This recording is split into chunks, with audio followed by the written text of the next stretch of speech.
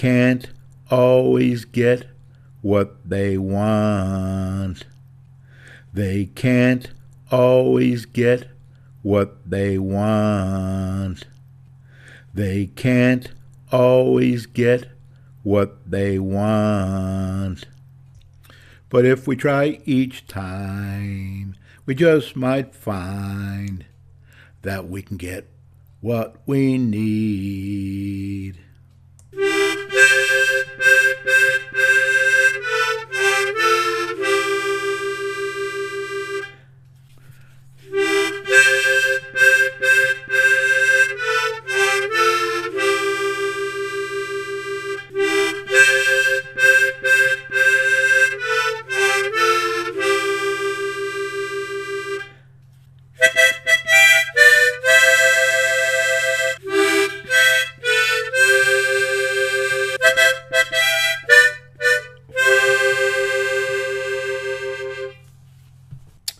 Hello everybody, this is Brian O'Hearn speaking.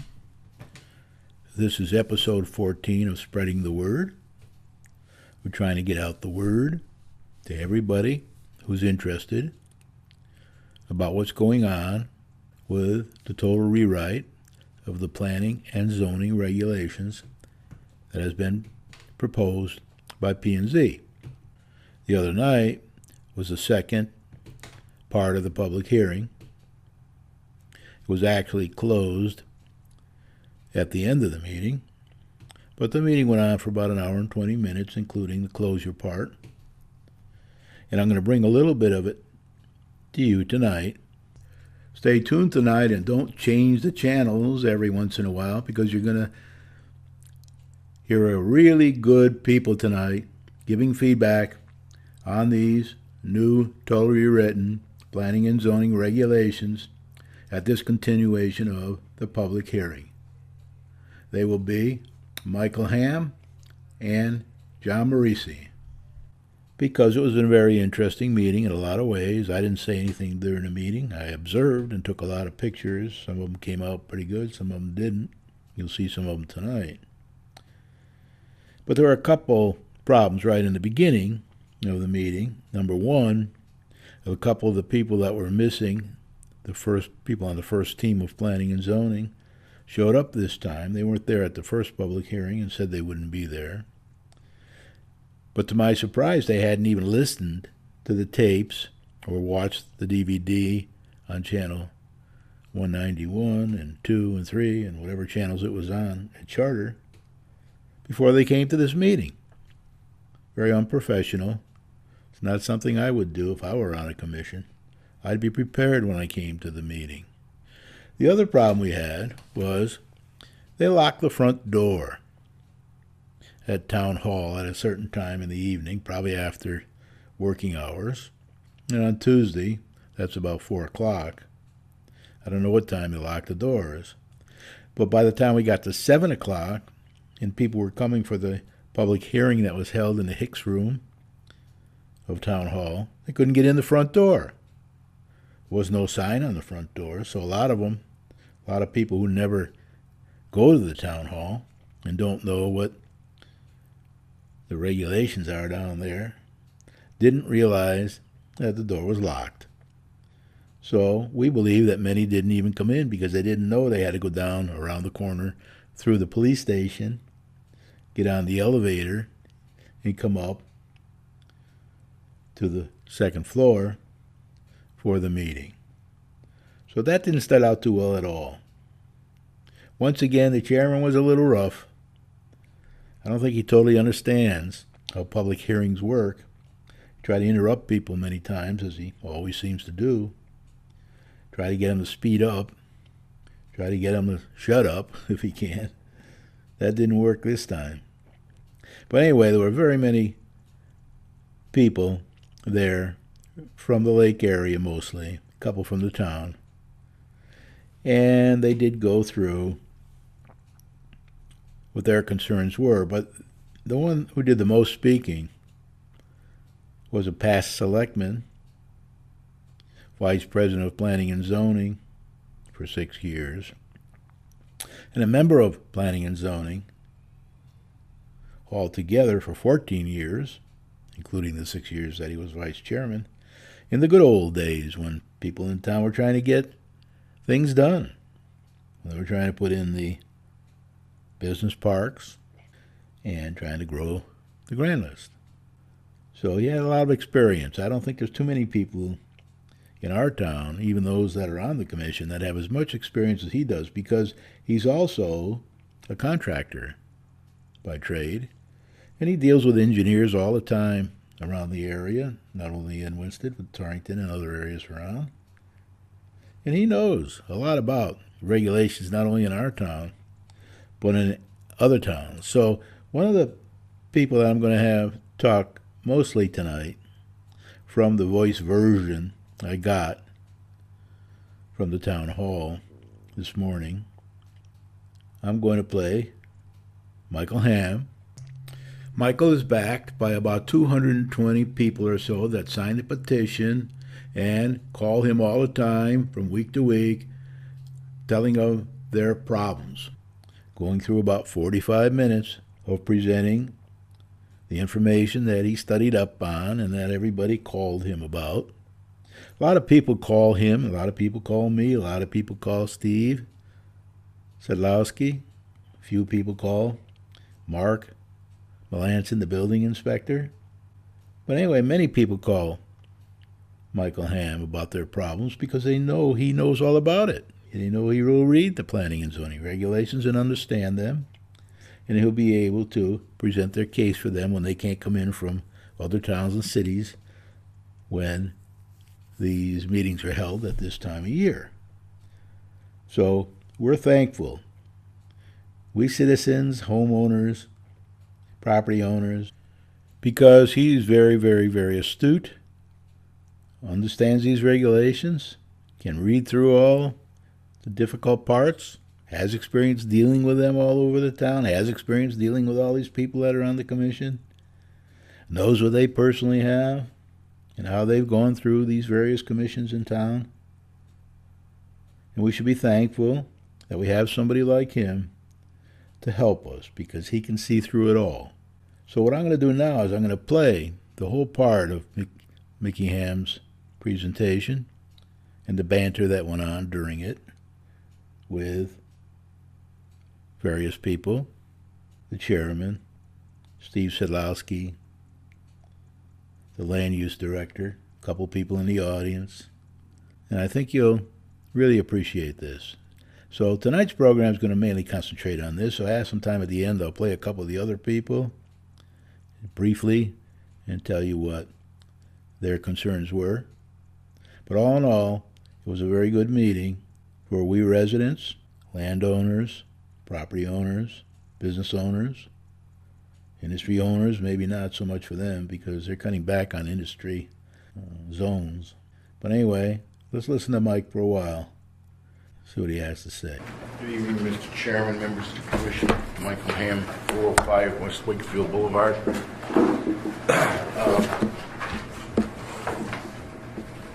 I've taken the time to read through the new regulations. I've got to say, I think you guys did a fairly good job.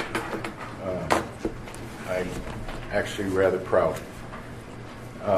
Although I do have some recommendations I'd like to make to this board about them. And if you'd be so kind to oblige me, I'd like to do that.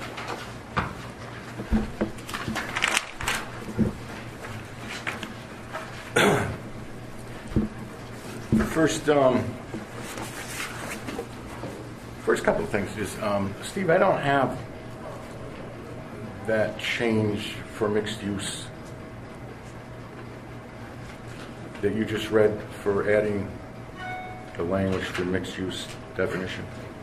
It should be in that packet that was read on The new ones that you had tonight? Page 131 was near the back page. that's the last page, I think it is. Okay. I didn't get these until I got here. I hadn't seen these before, so that's the only reason I'm asking. 131, 132. Okay. Just another point of housekeeping, and I don't want to sound like a jerk, but Mrs. Wilkes and Mr. Melcher, you didn't review the records before you're coming to the meeting tonight. I did not hear the audio. I reviewed the record, but not the audio. The record being just the minutes? Right. Okay. You're not going to vote tonight, though, are you, until they listen to the record? Or We will abide by whatever has to be done. okay, that's great. Thank you, Mr. Chairman.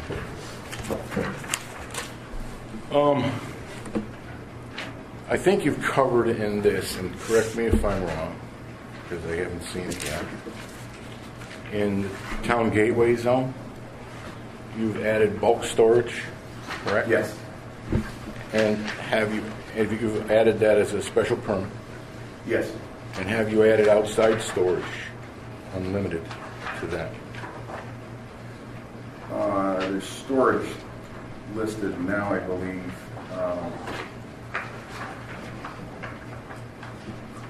Some form of fashion. It's just permitted use of storage business outdoor, and it's a limited, but at the limited part, I wasn't able to find a real definition of that. Outdoor limited, the storage of materials outside of a structure other than fencing, either as an accessory or primary use. So I look at that gateway, and I see people who have construction equipment parked, and I mean, that's considered an accessory use or part of their business. Yes.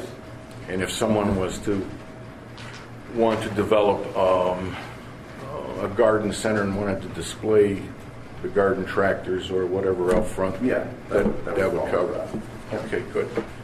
Thanks. I'm glad to see it. So you think that the outside storage, why limited though? Why did you put limited in there?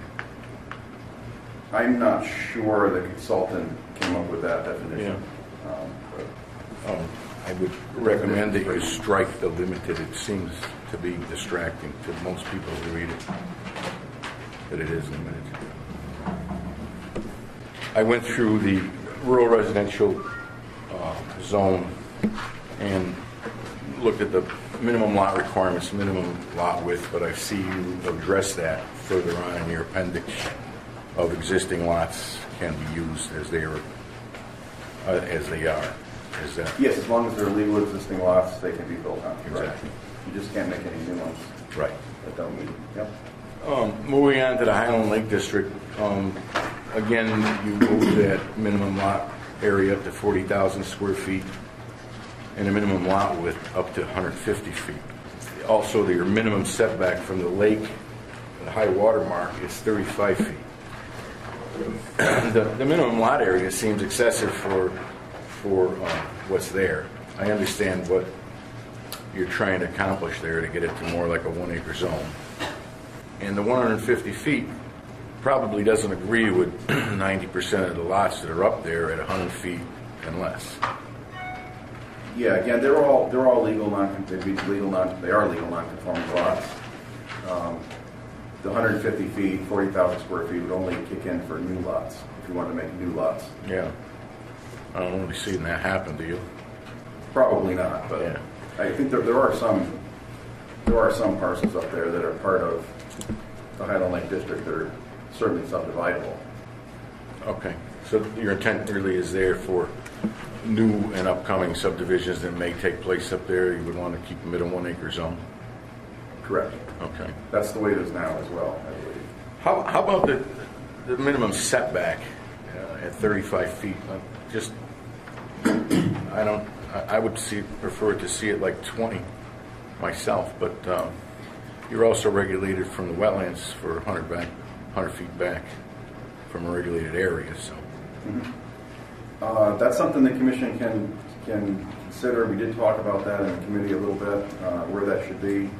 The decision was made to leave it as is at this point, but certainly that's something that they could entertain, either the side or... I'd make a recommendation, you move it back to 20 feet. You're talking side, rear, front? Minimum setback from the lake's high water mark. And I believe a front setback would be that from the street, not from the water side. Yeah, and yes, on the lakeside, the lake is like the backyard. So, Yes. yeah.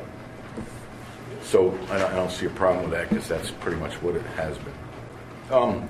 Just a little history about that, and the reason I get a little concerned because Mr. Suter, your expert, said that he really didn't want to mess with these regulations.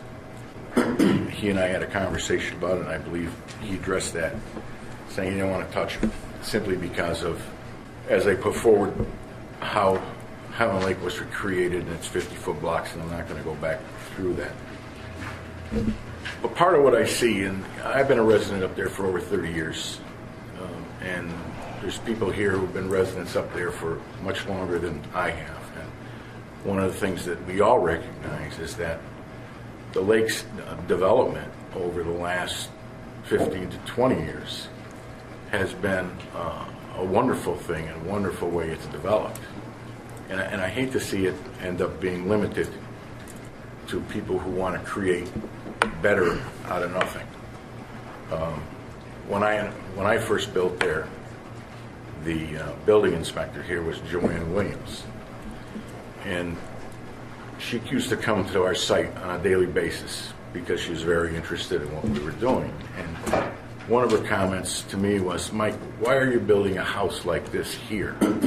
Because back in those days, 90 or 80% of the residents that were there were only part-time residents. They were cottages, and they were pretty well run down, and they all looked terrible. And there was only probably 25% of the people who lived there full-time, which was enabled by Perch Rock Trail and a few of those over there, which had sanitary sewer and city water. So the point I'm really trying to make is I think the lake has developed rather nicely over the last 15 to 20 years based on how that subdivision was created. And it's difficult at best, in my opinion, to try and incorporate regulations into something of how it was designed, subdivided, and sold. It's very difficult to apply those, especially to people, and it's hard, in my eyes, in a lot of essence, not to discriminate against those people because they've only got what they've got. So with all that said, I'd like to continue on in a couple of things, and the building height, again, is no taller than 30 feet. And I notice you've changed that. Is there a time limit to the speaking? Mike is being interrupted here by a member of the audience who should not be yelling out during the meeting. This often happens in P&Z meetings.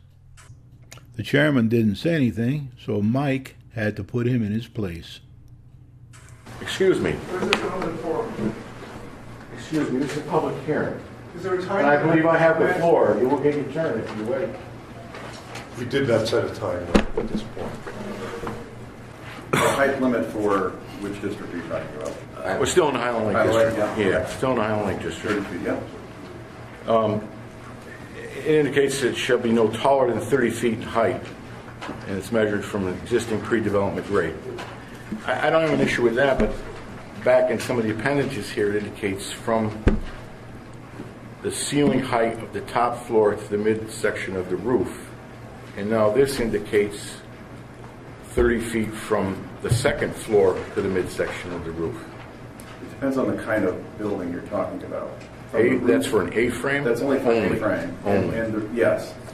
And the idea on that was the midpoint of an A-frame, because the roof goes from the ground all the way to the top. Right. So you could have a 40-foot high A-frame, as opposed to a regular house would maybe be able to be maybe 30, 5 feet or so at the most. So we wanted to make them roughly the same, so we changed that definition. That's only for A-frames.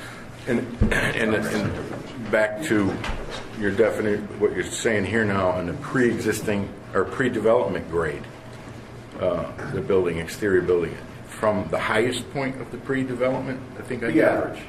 Average, The so are you average. going to do a mean average from the lowest point to the highest point again, as our regulations work? Yes, yeah, that's how it would be. All right, so then you've reduced this now from 35 feet to 30 feet from our old regulations, am I right or wrong? Right. Let me bring double regs. I think it's 30 in the old ones, isn't it? Yes. I believe so. I believe it's 30 in the old ones. I thought it was 35. Now, there's 30. But then Oh, I fine. think we're- Nothing changed on everybody. Okay, I'm good with that.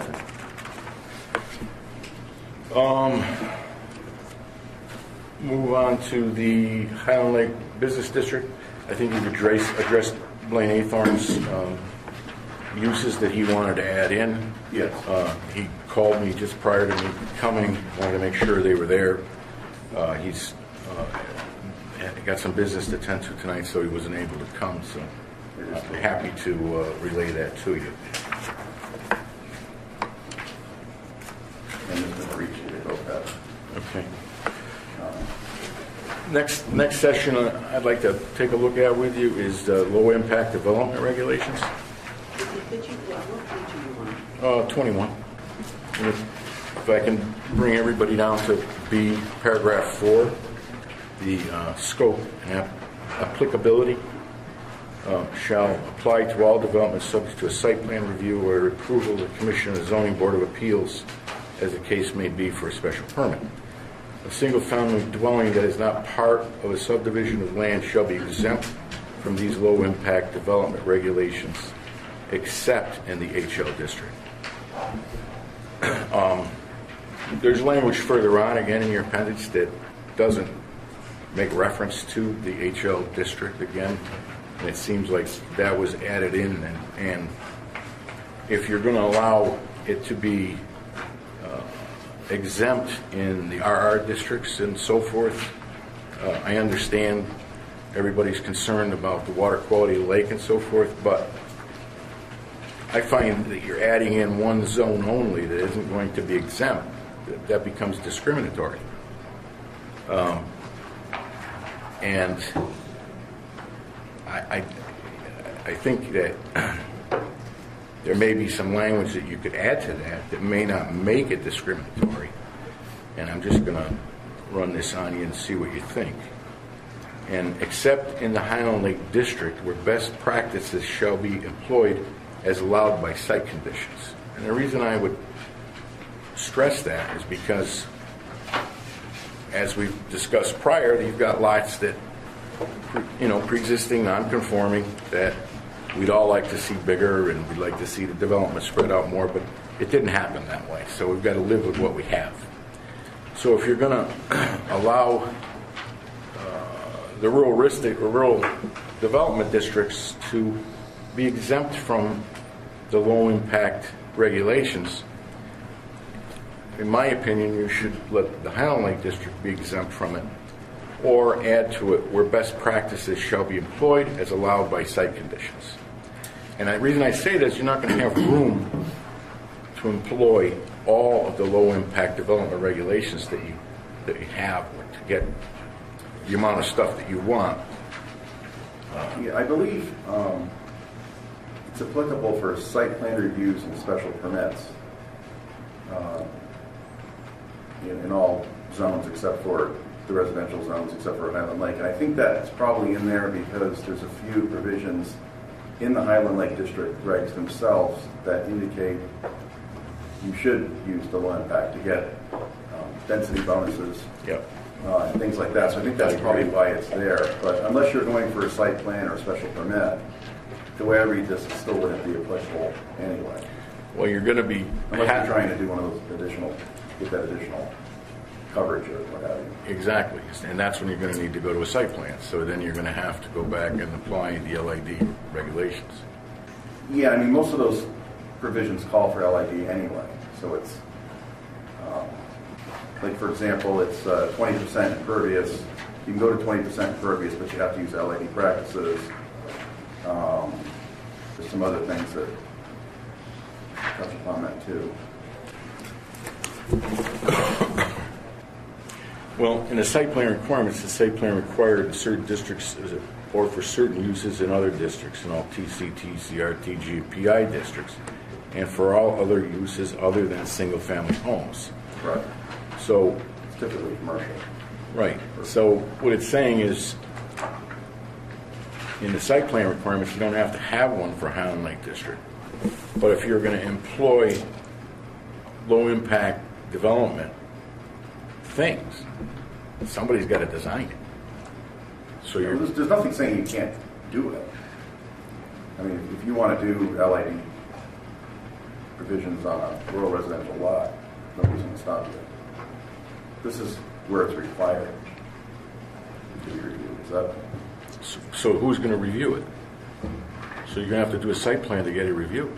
based on saying that it's exempt, except in the Highland Lake Well, District? if it's not required, it would have to be reviewed.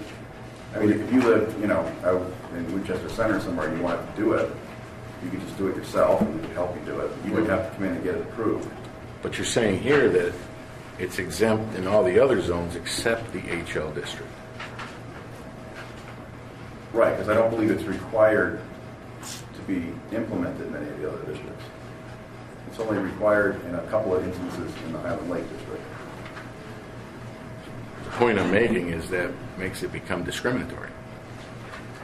Why wouldn't the conditions in a rural district be the same as they are in the Highland Lake District? Because it's an entirely different zone, and the lots are much smaller, and we've got a lot of provisions in the Highland Lake District that are not applicable to the whole town. But you still are going to allow 1 acre development in the rural districts based on your allowance of being able to build on an existing lot. Yes. So that's how it becomes discriminatory. You're back to small lots again. Actually, I think you were 12,500 square feet. So lots of the lake are a quarter acre. A lot of them are much. I understand it, but that's the point I'm making. How do you implement the LID requirements on a small lot like that? I mean, you're going to be limited on what you can actually design to put on there.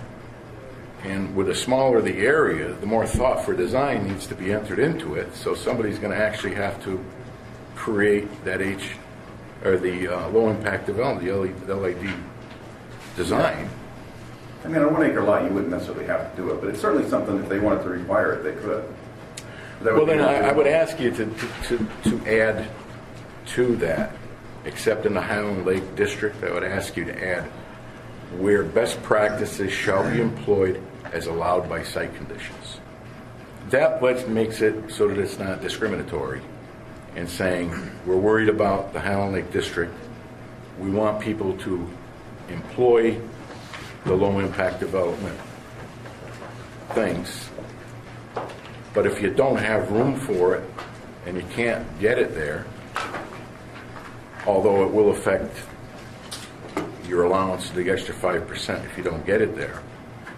Yeah, we can look at that. I mean, I think that the only places where it's required is when you're trying to get, higher coverage or something like that. So that would be. I'm looking at, I try to look at things from a builder's standpoint because that's what I do. And I could see a problem with this. And I don't want to see you guys have a problem with this as you go through applications and find out where it happens. One of the other things that you're asking for is existing site hydrology, both groundwater recharge and surface runoff. I'm referring to the low impact development B, which is 5. So this becomes an awful lot of work for the little bit of low impact development regulations that you're going to have to follow in a small site in the Highland Lake District. These are the points I'm trying to just drive home to everybody so you understand why this is going to be a problem. I can understand where you've got to look at hydrology, both groundwater recharge and surface runoff in larger size developments, where you'd actually do some test holes and perhaps some borings to check that hydrology. But to have to do all that to implement that small amount, you see what I'm driving at here? Yes. Okay.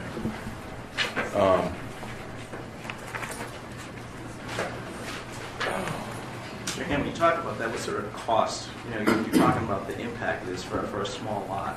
I mean, what's the? But I don't want to talk about the cost because I don't think the cost should enter into some of the equations of why you're looking at these regulations. There's no bearings on regulations. Right. I'm just curious about rather than the cost, but the actual. It's too hard to even quantify it right now because you're dealing with lots that are in way different configurations than the normal. And I think you got to agree with that. I mean, we have a lot more people there. I think we could move this. Here we go again. The chairman interrupts.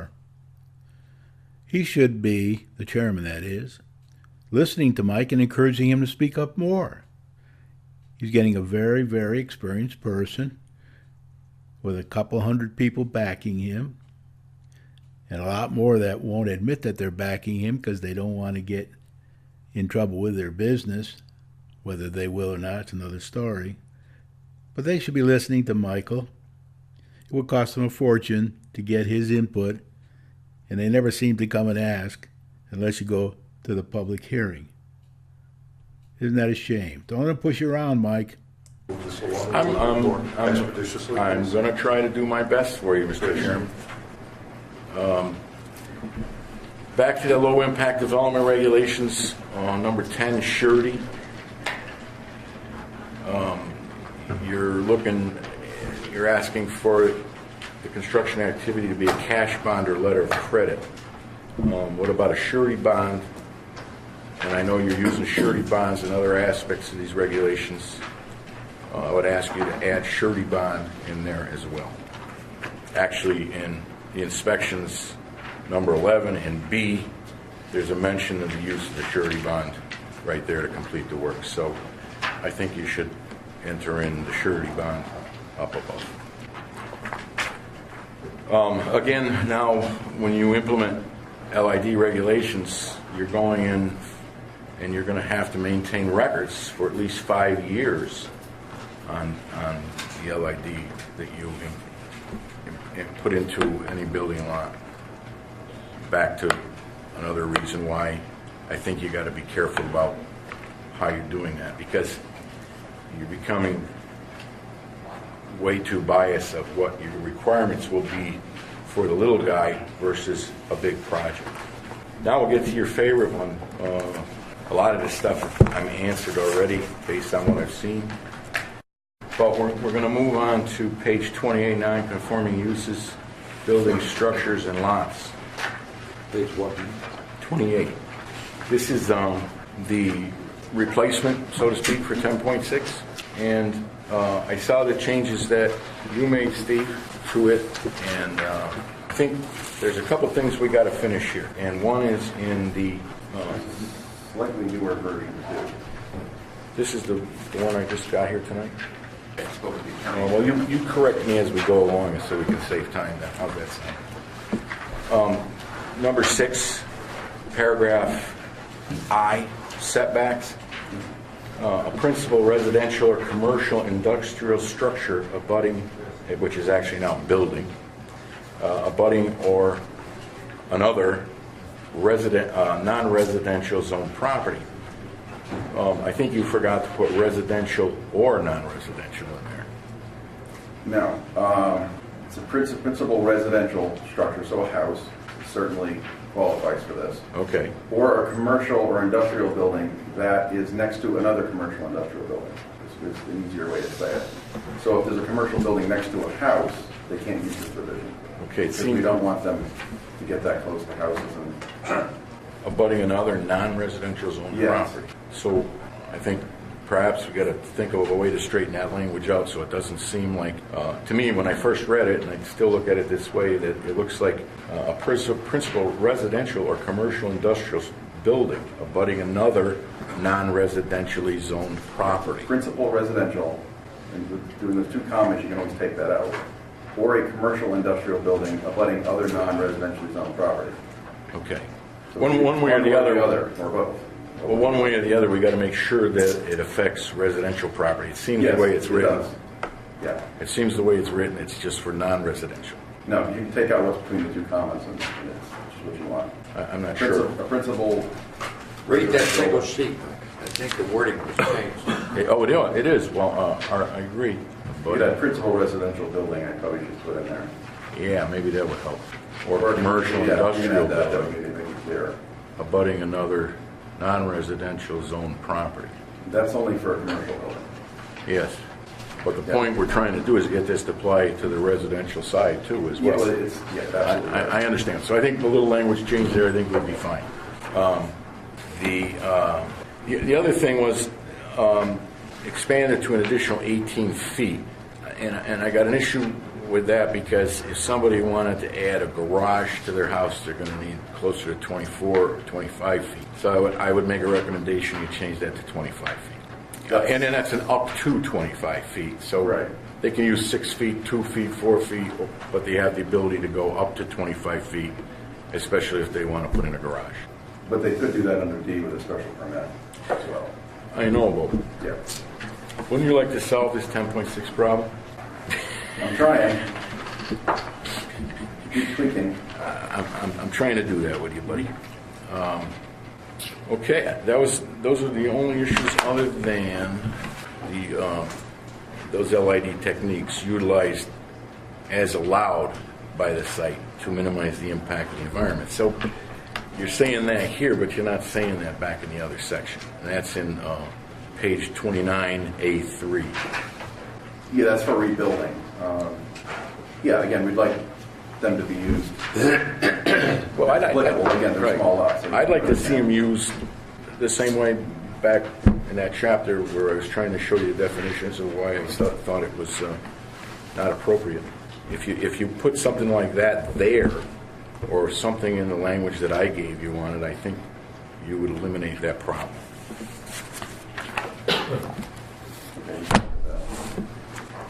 The next few issues I have are, oh, no, that one we solved already. Next one I would have is in the earth excavation section, page 83, paragraph 9, where you speak of prima facie evidence of activity shall be the excavation of 3,000 cubic yards. It should be yards, not years. Oh, yes, typo. Yeah, thanks. And I'd also make a recommendation that you reduce the 3,000 cubic yards to 2,000 cubic yards. As in some of, especially in this economy, some of the smaller quarries that we have in this town aren't putting out as much product as they used to. So when they would come in for their renew of an existing permit, I think that 3,000 may give them some trouble. And I did confer with one of the fellows who has such a quarry, and he was upset by that. 3,000 cubic yards reduced to 2,000 cubic yards would be my recommendation. Well, if they keep the permits up, I don't think it matters. Well, it says that you could consider that as After the granting or renewal of the permit. yeah, as an abandonment. Okay, good. Next one is the same thing in earth excavation. Next page, 84, paragraph 11. If you go down to the fourth sentence, commission may approve a plan only when it is satisfied that he proposes. It's the satisfied that the Typo, yeah. purpose. Just a misspell.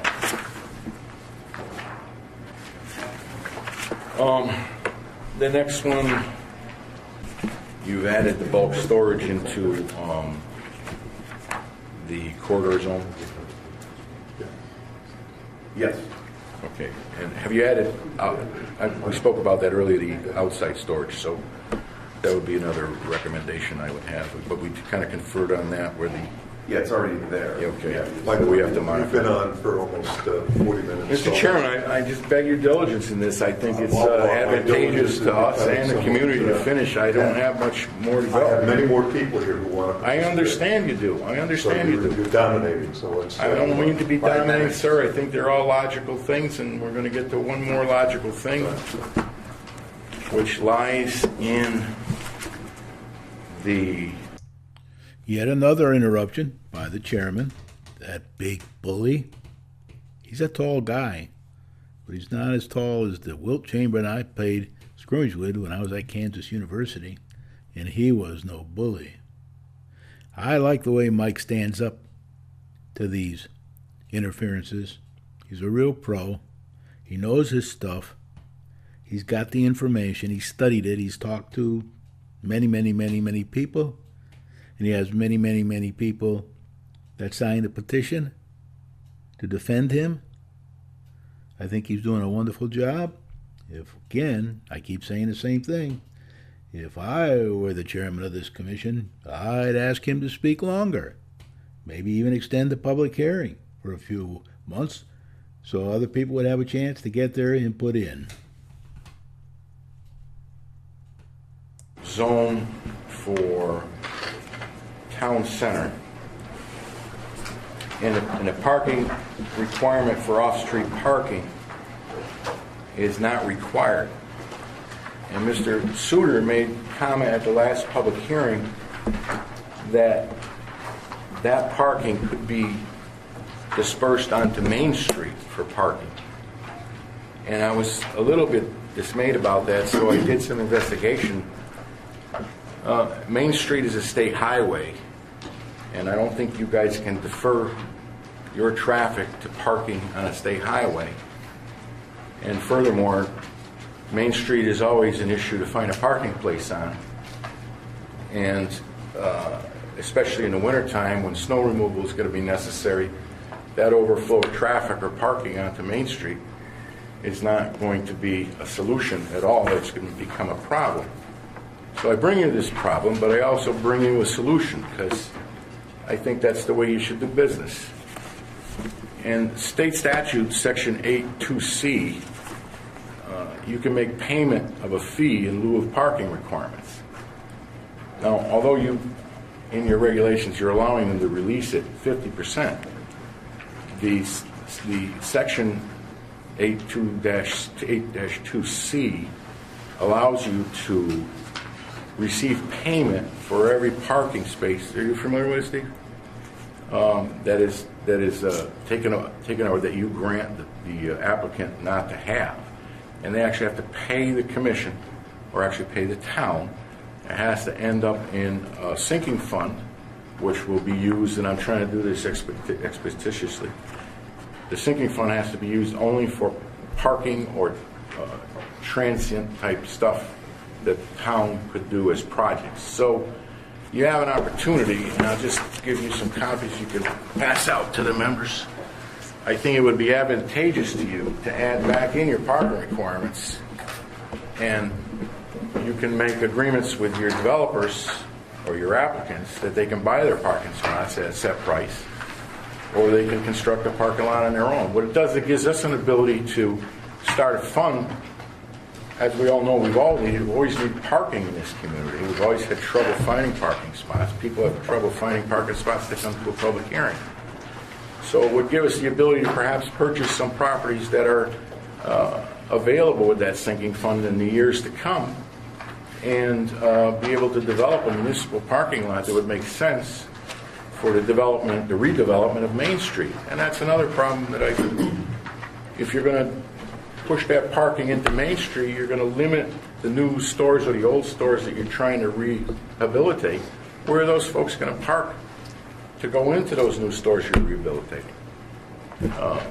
So it doesn't make any sense to me. I think this is a great way for the town to create an economic threshold for parking. The statute allows you to do it. I'd highly make this recommendation that you consider this. And with that, Mr. Sandin, Mr. Chairman, Thank you, Mr. Appreciate your time and consideration. Let you get on to the next victim. Does anyone else like to participate? Come forward and identify yourself. My name is John Morisi, 24 Center Street. I'm a businessman and property owner in town. Just a couple of quick issues. This notebook is not filled with anything. First is the Union Pin property. We own that piece of property. And thank you for making the additions that you made to it as far as mixed use and multifamily dwellings. Both the adjacent property owner, Blaine Athorn, and I agree that that's a good use of the property. And the fact that it would be mixed use, we could put stores and housing there as well. So we really like that idea, and I think that's a really good idea. It's a much better use than is presently on the books for the property right now, which is industrial use. So we approve that, and I want to just tell you that both Blaine and myself endorsed it. The one thing I did notice here, though, which still have hotel on there, which is still a possibility for that property. We have several proposals on the books right now for that. But with the height limitation that's in here of 30 feet, it would be near impossible to do some of these uses. Yeah, I brought that up earlier. Okay, I got it later, yeah. sorry. Yeah, because that's 50 to 75. 50 to 75 feet. Yeah, I mean, that's more than adequate. I mean, else we'd wind up with really ugly looking buildings Yeah, there. Blaine called me on that. Okay. The other thing that I noticed is here in the town center, It already exists. We already have mixed use. We already have multifamily dwellings, and that should be in the permitted uses of those properties. Right now, you'd need a special permit. If, say, one of these buildings were to burn down, I would assume that you have to then get a permit to build again, and you wouldn't be able to build what you had there because it's not on the list. That would be on page 8, here. Section 3. Or you may not have printed right because that doesn't make any sense. I've got different versions here, so it's... Yeah, it's town center 3 something or other. Yeah, they're special permits, so they are allowed. It just allows the commission to look a little bit more at, the way they're implemented. But they're allowed. You can certainly rebuild what was there anyway, if there's a fire or something like that. All right, but that's our concern, is that we'd be able to rebuild what we have there right now, and also that that's the composition of a downtown, is mixed use, of these small downtowns in the Northeast. And not to list that initially is just putting one more stumbling block in the person's way of who wants to develop something. He then has to get a permit just to do that. I believe you can rebuild what was there, just if you want to change it. You have to come in for a special permit, which, as long as you meet the requirements, it shouldn't be a problem. I know, George, when we were going over some of this stuff years ago, one of the criteria was that if something were to happen to a building on Main Street, we couldn't possibly rebuild it because of the zoning regulations. It would have a setback, would have whatever, and we want to be able to have in the regulations rebuild exactly what we have. Because what we have is good. Some of it may be run down, but it is good, and it's a good philosophy. So I think that should be in there. And it's up to you guys. You're doing a marvelous job. John, the town center, that's what we tried to do, is come up with something that reflects more of what we had, and it's a typical New England downtown Main Street. Yeah. And that the regulations we've had since '56, you're talking about having setbacks and so forth, which is impossible in most every situation on the Main Street. So we tried to make it such that, this is going to be a smoother opportunity to take some of the buildings that have got vacancies, and if they want to occupy them and so forth, it's not going to be the hardship of trying to come in with a site plan that has to be developed with a surveyor and so forth, which is a waste of time and money, because most of these properties don't have that. And if you look at Ledgebrook, with that development down there, the way our regulations read, if they've got a vacancy for over whatever the time period is, they're supposed to come back and show us the parking lot and all of that business. I think it's a total waste of energy and time, and the commission's time and the applicant's time. So that's getting squared away with this kind of thing. Okay. If you look at the setbacks now in town center, there used to be minimum requirements. Now they're actually maximums. The maximum front yard setback is 5 feet. Well, I wasn't contesting that. I was just basically saying it's an observation that I made, and not that I'd ever want to dispute anything Mickey said on a separate subject. We did a parking study years ago, and there was more than adequate parking in the town since people were taking their cars and moving from 2 blocks and then parking again. And there was a study done about that 10 years ago. Well, Yale came up and helped us. They did the whole review. We had so much parking available. It's just getting the community to work with the property owners to utilize properties more effectively. And there is plenty of parking in town. Like George says, if you can get somebody to get everybody to cooperate and allow people to use the parking, you'd have no problem at all. Anyway, that's all I have to say. Thank you for the opportunity, and thank you for what you're doing. No problem. Appreciate it. Thank you. Well, there are different views about the parking problem downtown in the center of Winsted, city of Winsted. There is a highway running right through it. Very difficult to do anything around that highway without the state's permission. Mickey Ham mentioned a way that we can improve our parking down in the center. And Mr. Marissi pointed, yet quite rightly, to the old studies and all the people who think there's plenty of parking downtown. Nobody's ever been able to resolve this problem. It looks to me like you should take Mickey's advice It won't hurt you any. It will add to the already no parking problem, if that truly exists. And then we can get on with business. It's an advantage. Well, I'll cut that meeting stuff off there. You can see the meeting on Charter TV, 191, 192, 3 or 4. I can't always remember where they show it. They bounce it around a little bit. You can see the whole meeting there. It lasts about an hour and 20 minutes.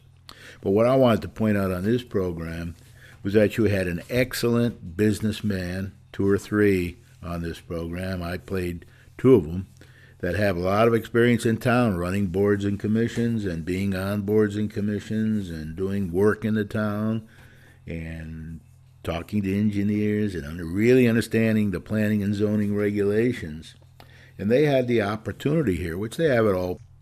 You're all very lucky to have people like this stand up for you, do a lot of work, spend a lot of money, take a lot of their personal and business time to get in there, read these regulations, listen to all kinds of people that bemoan the regulations, and some that like certain parts of the regulations. There's no doubt that the regulations have a lot of good points too, especially on the bookkeeping side. But when we had the first public hearing to eliminate Section 10.6 from the planning and zoning regulations, none of these people showed up except Mickey Ham. Mickey Ham was there. He led the effort, and that, of course, ballooned into everybody asking him to look into other issues in these new planning and zoning regulations as well. So he did that. He spent a lot of time. You're lucky to have him. I wish we had more people like that. Most people don't even want to show up for these meetings, especially people with experience over 20, 30 years dealing with the town. They're fed up with it. They know they're not going to get anywhere. It takes 15, 20 years to change anything in government. As I always tell you, Tony Michikowski told me when I worked for him. He was a representative for 20 years from Torrington. Had to be a Democrat because he ran a hot dog stand, but he was really a conservative Republican at heart. So I learned a lot from him. But anyway, I'm happy to be involved here. I'm not going to be involved much longer. When this is over, I'm going to be easing out to do my books and other things that I'm working on. I have some personal videos I want to do as well. So anyway, I've learned a lot here. The next meeting will be in 2 weeks, where they have to meditate and talk about these. The public hearing is over. It was ended on the night of the public hearing. And, of course, we have another public hearing on October 24th. I've changed the signs on the lake. And we'll get another chance to talk about Section 10.6 unless something happens before that. And there is some agreement reached on the side between Mickey and Steve and the Planning and Zoning Commissioners. It's not likely to happen, but if it does happen, then we probably won't need the next public hearing. But October 24th, probably be in the town hall again.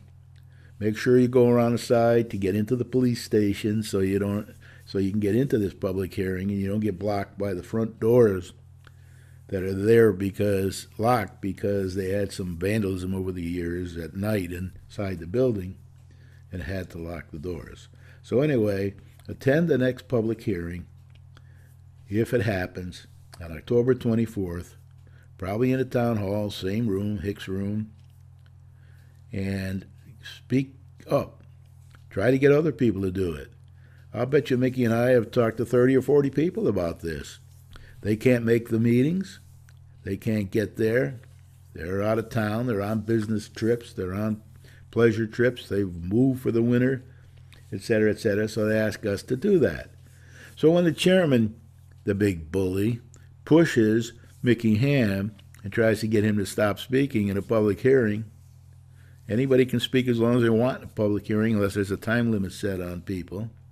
And if they have to take longer for the public hearing, like say 3 or 4 hours, well, that's the way it goes. Or they could always continue the public hearing if they think more people want to speak and they're just too tired to finish that evening. So it's not very good. If I were running that commission, I would say, Mickey, give us the advantage of all your experience as a selectman, as a vice chairman of P&Z for 6 years, and as a member of Planning and Zoning in the good old days when we were trying to grow the grand list for 14 years. I wouldn't try to get him to shut up, and I wouldn't rant about things like that. There is whether they like it or not, there is some politics involved, and there shouldn't be. I'd like to say a little more now, before I end this program, to see if I can encourage more and more people to sign the petition. There are already a couple hundred signatures, 220 or so.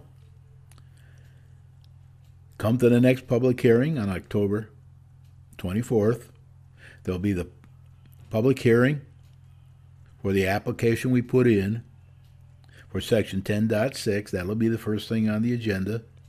And then there'll be a regular Planning and Zoning Commission meeting following that, where they will most likely discuss all the information they got from people at the Planning and Zoning total rewrite of the P&Z regs public hearings. There were 2. Well, the first one was extended, but they have now closed the public hearing. So anyway, come, get as many people as you can to come, help support these people. Go down and see Steve Salowski in the meantime. Go see anybody you can in the town hall that might help you. Call Mickey Ham if you can. Call anybody else who might know something. I know a lot of people are doing that. But get to the meeting, sign the petition, read it first, sign the petition, get to town hall on October 24th. Don't go in the front door. Got to go around the side to the police door and take the elevator up to the next floor to get in to the meeting. Thank you very much. Brian O'Haron, Spreading the Word, number 14.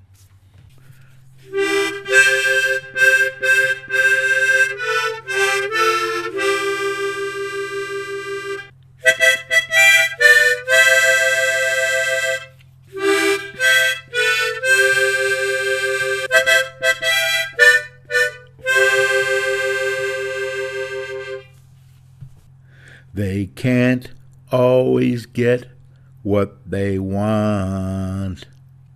They can't always get what they want.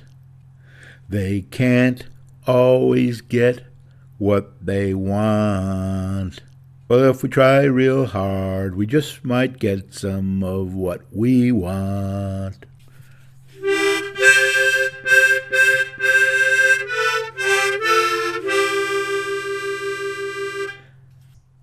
When I scrimmaged in college against Wilt Chamberlain in basketball, he was 7'2" or so, but he was no bully.